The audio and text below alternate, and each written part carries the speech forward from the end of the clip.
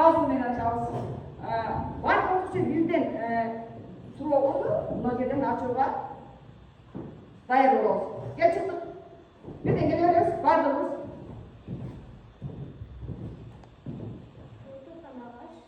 Uluttuk da başka niye girelim? Buyurun. Burada. Bastık. Oturarız. Ses. Gel buraya.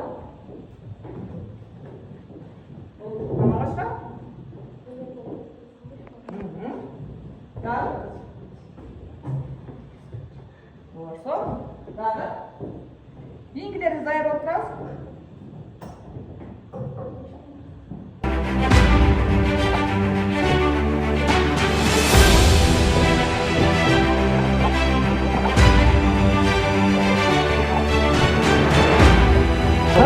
İyi gördünüz. Bulutlu kalmak zorunda. Ne? Ne? Ne? Bilgi. O derece.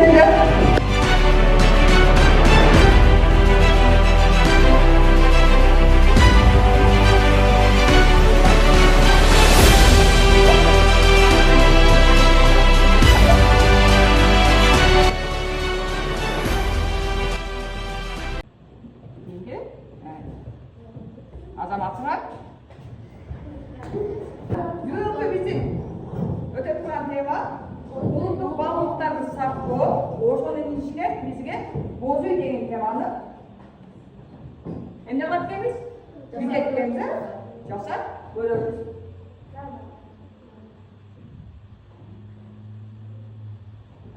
Yeni bozuyor yönünde bilinlerdi. Bozuyor yönünde sağa nasıl koyuyorlar? Hangi jasasımız gerek. Sonra?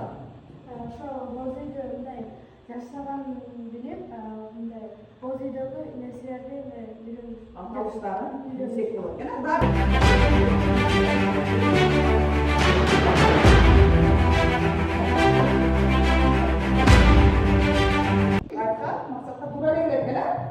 jasal olsun, jana jasal olmasına bardığımız özümüz bir oluruz.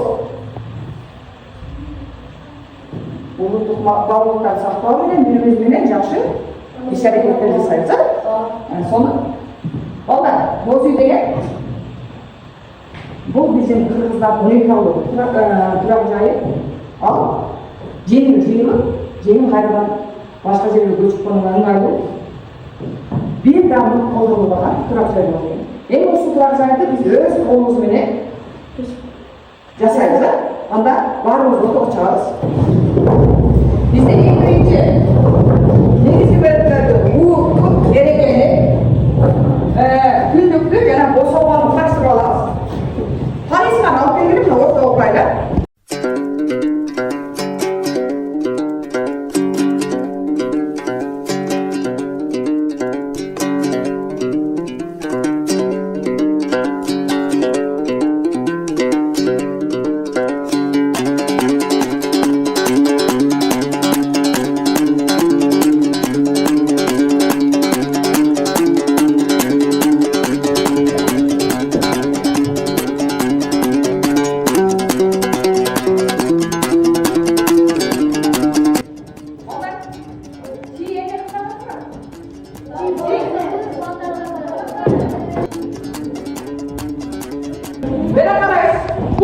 Ondan keyin bizde vizya жасалган тордук, үзүк, түндүк жабуу жана эшик жабуу деген нерселер.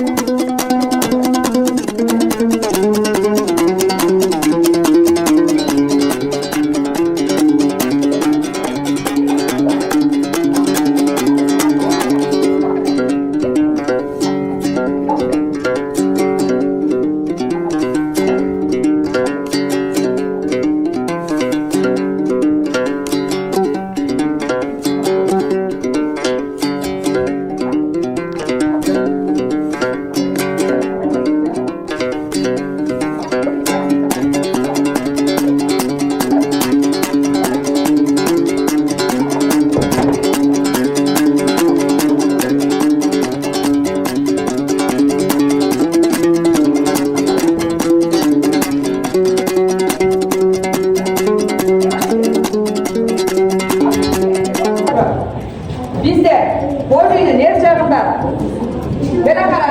Erkekler çaka koyuluşu uyumlar. Görüp otursa bu boşluğun solcağına koyulur. Aleni ayaklardan uyumları bu boğuncağına koyulur. Aleni türlü bizim bağlı buyumlarımız turatına. Biz artık bağlı sözlerimizi ayırıp durup o buyumlarda devrestiririz. O da bilir mi? Başlayalım.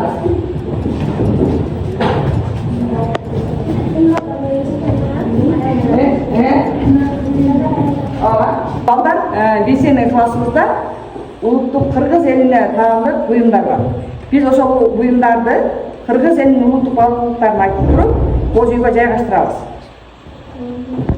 Bozuy көчмөн элдердин анын ичинде кыргыздардын байыркы экологиялык таза жана тез жыйналуучу турак жайы. Колчак коşsa кулабы? Бул биримдиктин символу. Кыргыз элинде кырк деген сандын өзгөчө орду бар. Колчагыбыз. Түндүк бул сырткы дүйнөнүн байланыштыруучу төрт терезе курулуунун белгиси. Колчагыбыз. Тура. Çay içesizler mi? Балыктары улуттун сыймыгы жана тарыхы. Улуттук балыктарыбыз улуттун сыймыгы жана тарыхы. Бул кыргыз элинин байыркы басып өткөн жолдордун тотал түзүлүшүн чагылдырат. Sonra колчагыбыз.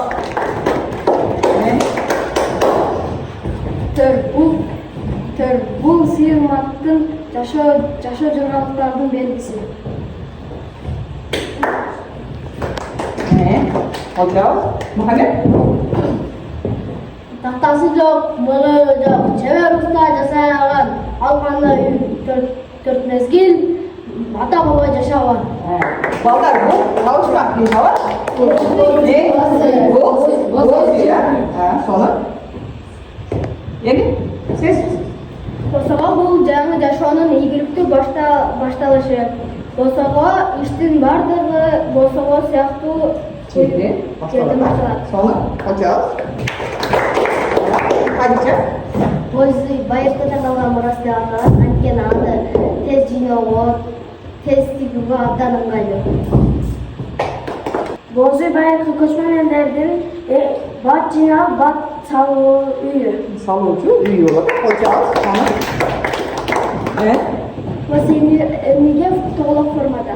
Анткени ал чексиздикти, жаратылыш менен шайкеш жашоону жана шамалга туруктуу, жылуулукту берүүчү символ. Sonra koçağız. Бозуйдун ичиндеги жайгашуу тартибинде ал эми оң жагында аялдардын буюмдары, сол жагында эркектердин буюмдары болот, а бозуйдун төр жагында бул урматтуу нерселерди, керек нерселерди коет, үйгө төшөгөлөрдү дагы коюп келет. Düşüyor ya. Elma. Улуттук баалуулуктар, мисалы бул оюндар, улуттук баш кийимдер, жана улуттук идиштер. Bizim Bozüyüz'den başka da bizim uluttuk balıkları var ekeni biliyoruz. Koçağız. Бозуй бул адамдардын сергек ой жабыттарына сезимдүү дүйнө жана көчмөн элибиздин акыл оюнан чыгарылган эң бай жеткис белгиси болот. Sonra. Alena. Кыргыздын бозуй математикалык таңсекке жана физикалык теңсомонго ээ. Sonra. Nurgol. Башканда бул күч кубаттын символу. Koçağız.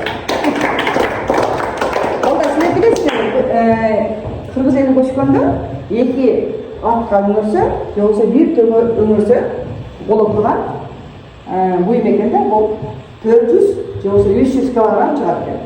Bizim boşuyuz. Bir daha bunu koldanmaydı. Yani şu жерде turup ele, biz keyinki taşımağa öyle.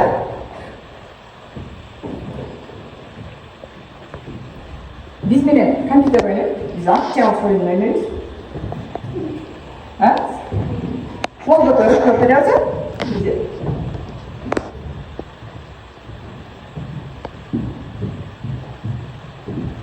Bozüydün eşiginin bölüktörü. Tündük, uğu, kerege, bosağa. Nursensin? Bosağa.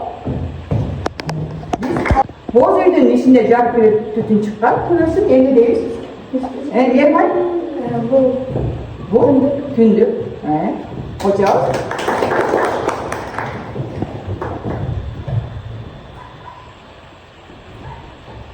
Бул жерде эркектердин буюмдары коюлушу жерди эмне деп атайбыз? Нургул?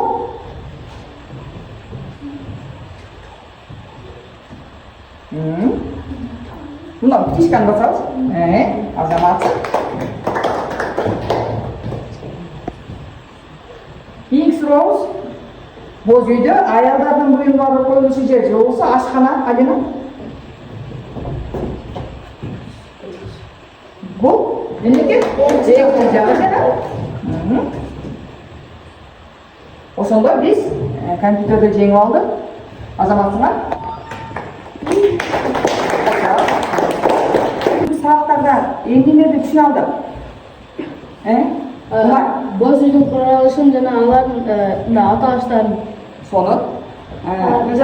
Бул жерден аталыштары кантип курулуп, эркектердин буюмдары, аялдардын кайсыл жерде турушун үйрөндүк. Үйрөндүк, сону. Мухаммед? Түндүктү болсо тескериден койбойбу, өзүнүн Гүмүрөсүнөн же болбосо кынтайтып коюшу керек эле. Эгерде чатылып койсо эмне болот экен? аны бага ал Жамандыкты билдирет экен.